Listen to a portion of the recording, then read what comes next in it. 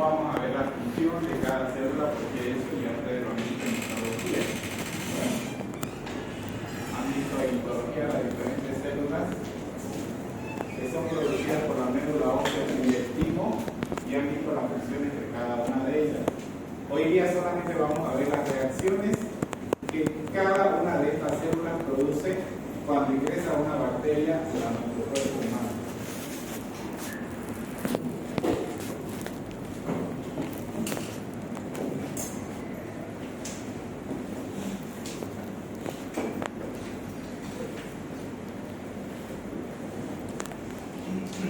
Dentro de lo que son las consideraciones generales, la clase número 1 yo les había dicho de que nosotros vivimos en un mundo o en un ecosistema donde existen miles y millones de microorganismos en diferentes zonas o en diferentes lugares que habitan la Tierra. Estos microorganismos en este momento, sentados en ustedes, probablemente pueden estar creciendo. Ya, no importa. Como les decía, eso no les va a quitar un punto conmigo lo de la ciencia. Así que no se preocupen. Ya cuando se habilite, pues dan asistencia. Entonces, nosotros vivimos en un mundo lleno de microorganismos, donde estos microorganismos pueden afectar al cuerpo humano o pueden afectar las funciones del cuerpo humano de una manera significativa, es decir, puede llegar a producir grandes alteraciones o grandes enfermedades en el ser humano. Pero así también muchos de estos microorganismos pueden ayudar a algunas de nuestras células a poder sintetizarse o a poder desarrollar algunas defensas en el cuerpo humano, como es la estimulación del sistema inmunitario. Cuando ingresa un microorganismo patógeno en el cuerpo humano, hay un sistema inicial de defensa denominado sistema inmunitario innato. Este sistema inmunitario innato significa una respuesta inmediata para poder tratar de frenar el ingreso a zonas más profundas del cuerpo humano. Cuando este sistema inmunitario innato o esta respuesta inicial no abastece, posteriormente empiezan a estimularse otras células de otro tipo de sistema llamado sistema inmunitario adaptativo. Este sistema inmunitario adaptativo contiene células especializadas que están en nuestro cuerpo para poder destruir algunos microorganismos que ingresen en él, sobre todo a las bacterias, a los parásitos y a los hongos. Los virus no los destruyen directamente. El virus es una partícula compuesta por proteínas y ácido nucleico. Es una partícula que logra ingresar a una célula. Entonces el virus infecta una célula, ingresa dentro de la célula. ¿Ya? Al momento de ingresar a la célula, destruye su membrana y su cápside, que es lo que lo envuelve al virus, y solamente queda el material genético dentro de la célula. Cuando el virus ya está desprovisto de su envoltura dentro de la célula, empieza a producir el proceso de replicación, que es el mecanismo por el cual los virus se multiplican. En ese momento, el virus es una partícula completamente desprovista que puede ser destruida por el sistema inmunitario. ¿Y esto cómo lo hace? Las células del sistema inmunitario generan ciertas sustancias que atraen a las otras células especializadas para decirles: yo, célula, me encuentro infectada y quiero que me destruya. Al momento de destruir una célula infectada, las partículas del virus quedan completamente suspendidas y no tienen ningún tipo de poder sobre el resto de nuestras células. ¿Ya? Es así como se va dando la defensa ante estos microorganismos dentro del cuerpo humano, dentro de algún tipo de tejido. Esas son algunas de las consideraciones generales acerca del sistema inmunitario. Si todas estas barreras deterioradas o el microorganismo consigue entrar de otra forma, toda la milicia local de las respuestas innatas tienen que congregarse rápidamente para el ataque y evitar la expansión de la invasión. Al principio se lanzan moléculas tóxicas contra los microbios y después se ingieren y destruyen mientras otras moléculas facilitan su ingestión haciéndolas adherentes. Una vez activada esta respuesta, envían una alarma a otras células y abren el sistema vascular para proporcionar acceso en la zona. Todas las zonas de mi cuerpo contiene un sistema de red por el cual este sistema de red se comunica entre sí para que pueda facilitar el acceso de las células especializadas del sistema inmunitario. ¿Ya? Entonces, todo el sistema inmunitario está conformado por células, por proteínas, por órganos, ¿ya? Estos órganos son los órganos de donde nacen o donde maduran las células del sistema inmunitario. Las células que son obviamente las principales protagonistas de todas estas acciones, y las proteínas son las que se encuentran en los receptores, sobre todo de los linfocitos, que ejercen una especie de memoria contra una infección futura para que si nosotros volvemos a tener contacto con el microorganismo, este se pueda defender o podamos destruirlo. Por último, si estos pasos son eficaces, si no son eficaces, las respuestas innatas activan una campaña importante dirigida específicamente contra el invasor mediante las respuestas inmunitarias específicas del antígeno. ¿Qué es el antígeno? El antígeno es una estructura proteica que se encuentra en la superficie de las bacterias. ¿Ya? Este antígeno es el que se une a los receptores celulares para poder invadir un determinado tejido o una determinada célula. Estos antígenos son también los que estimulan a las proteínas que se encuentran en las células del linfocito T o a las proteínas del linfocito T para poder generar los anticuerpos que son los que van a poder defendernos en infecciones futuras. De igual manera, el conocimiento de la característica del enemigo, que es el antígeno, mediante la inmunización, es decir, a través de las vacunas, hace posible que el cuerpo organice una respuesta más rápida y eficaz contra el nuevo ataque. La principal función que tienen todas las vacunas es estimular al sistema inmunitario frente a un determinado patógeno. ¿Cuál es la estimulación que hace? La producción de dos de las inmunoglobulinas más importantes que se encuentran en la superficie del linfocito T y el linfocito B, que es la inmunoglobulina M y la inmunoglobulina E. Estas dos inmunoglobulinas son las que se producen en mayor cantidad cuando hay la presencia de un microorganismo. La inmunoglobulina M se produce primero, su vida media es muy corta, es decir, la encontramos muy poco tiempo en la sangre, pero nos determina la presencia de una infección inicial.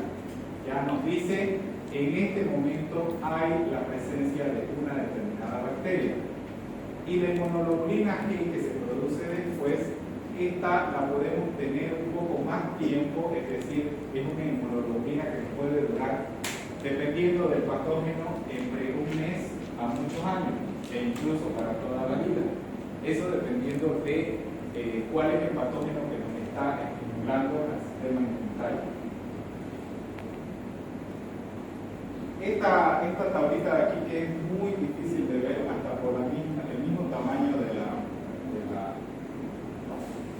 la presentación, muestra los dos tipos de respuesta inmunitaria, que es la inmunidad innata, que significa inmediata, y la inmunidad adaptativa. Muestra primero cuáles son los componentes de cada uno, la actividad que realiza, la respuesta y la potencia de cada uno, la especificidad, el proceso y la memoria. Vamos a tratar de describirlos cada uno de ellos para poder entender todo este proceso. Los componentes de la respuesta inmunidad innata, es decir, la inmediata, la que primero se activa, las células que primero salen al momento de una infección, son las barreras físicas y químicas. Barreras físicas y químicas son aquellas barreras que generan mis células para poder frenar a un microorganismo o para poder expulsarlo. ¿Cuáles? La saliva, el ácido clorhídrico en el estómago, el sudor, los pelos que contienen algunas estructuras, algunos orificios naturales en el cuerpo, los pelitos que tenemos en la nariz, los pelitos que tenemos en la zona genital, los pelitos que tenemos en el oído, ayudan a barrer hacia el exterior que no entren partículas extrañas o que no entre algún microorganismo extraño. Esas son barreras físicas o químicas, son las primeras con las que se encuentra el microorganismo y que a veces, muchas veces nosotros optamos por retirarlas por un tema estético, ¿no? Pero sin embargo, esto puede ocasionar a que ese microorganismo más bien ingrese de una manera más fácil o que pueda generar una infección en lugares, en una piel que nosotros mismos hemos dañado al realizar una depilación, un bronceado con lucha solar, o a someter a nuestra piel o a cualquier estructura o a cualquier mucosa a temperaturas o a radiaciones de las cuales pueden alterar una función normal. Leucocitos fagocíticos. Los leucocitos fagocíticos son las células que primero se activan al igual que las dendríticas y las células asesinas o natural killer. Todas estas células, las proteínas plasmáticas del complemento, todas estas 4 tipos de células son las que se activan de forma inmediata en cualquier tejido de mi cuerpo cuando ingresa un patógeno.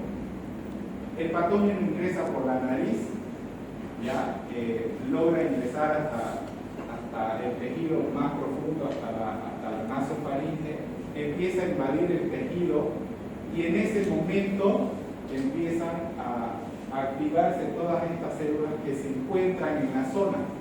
¿Dónde se encuentran estas células? Se encuentran por debajo de las primeras capas de la piel. Ya los podemos encontrar. Algunos, sobre todo algunos linfocitos, ya los podemos encontrar nadando por ahí y es con lo primero que se van a encontrar. Entonces, este linfocito no es como una guerra donde llegó el enemigo y empieza a atacar. Tienen las mismas estrategias de la guerra. Cuando llega el enemigo, una parte de los soldados se dedican exclusivamente a hacer el contraataque, pero otra parte se dedica a avisar para que puedan venir más refuerzos. ¿Ya? Si es que no logra ser controlada la invasión inicial o si es que logra pasar a todas estas células, van a avisar a las células especializadas, van a ingresar sustancias producidas por los linfocitos al torrente sanguíneo, sobre todo al linfático, y van a llegar sobre todo a los órganos que se encuentran en algunas zonas específicas, en algunas zonas específicas del sistema linfático, para poder activar a los linfocitos T y los linfocitos B y que puedan acudir a la zona. La actividad es siempre activa porque siempre puede existir la posibilidad de que ingrese un patógeno. La respuesta y potencia tiene una respuesta inmediata, pero su potencia es baja y limitada. La especificidad reconoce muchos patógenos y distinguirlos de forma precisa. Y el proceso es destruir al patógeno o contener la infección a través de sustancias tóxicas.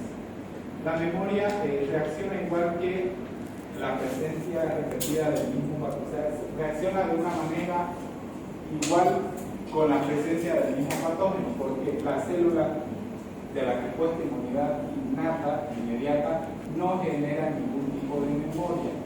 ¿Ya? Ella es como que sean soldaditos de barrera que están ahí esperando la presencia del patógeno y lo único que se dedican es a destruirlo y a retenerlo para que no ingrese al interior. una vez ingresa al interior, ya se activa la inmunidad adaptativa. ¿Cuáles son los componentes? Linfocitos T, linfocitos T cooperadores y linfocitos B. La actividad se activa solamente si es necesario.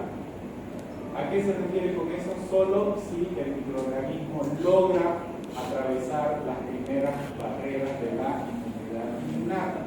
Ejemplo de esto, uno de los ejemplos más clásicos que yo les pongo a los estudiantes es el bacilo de la tuberculosis pulmonar. Bolivia es un país endémico de tuberculosis. ¿Qué significa endémico? Que tenemos casos aislados en determinadas zonas de una forma continua. Todo el año redondo hay tuberculosis pulmonar en Bolivia. ¿Ya? Hay pacientes que están realizando tratamiento actualmente, hay otros que se están contagiando, hay otros que están en zona de riesgo, etc. ¿Cuál es el punto al que quiero llegar? El punto es que al ser un país endémico, significa que nosotros vamos a tener contacto con el bacilo en cualquier momento. ¿Ya? ¿Dónde va a ingresar el bacilo de la tuberculosis pulmonar? Directamente a mi alveolo. En el alveolo, con la primer célula del sistema inmunitario que se va a tocar, va a ser con los macrófagos alveolares, con los macrófagos que se encuentran en la zona. Lo primero que hace el macrófago es reconocer al bacilo a través de sus receptores que tiene, lo reconoce y lo primero que hace es, bueno, esta célula es extraña y es muy patógena y directamente lo fagocita. ¿Qué significa fagocitar en términos microbiológicos o en términos celulares? Es englutir o comer o tragar, ¿ya? Y empieza a producir sustancias tóxicas que hace que lo destruya el bacilo. Esto sucede de una manera normal, ¿ya? Pero más que normal sucede de una manera equilibrada.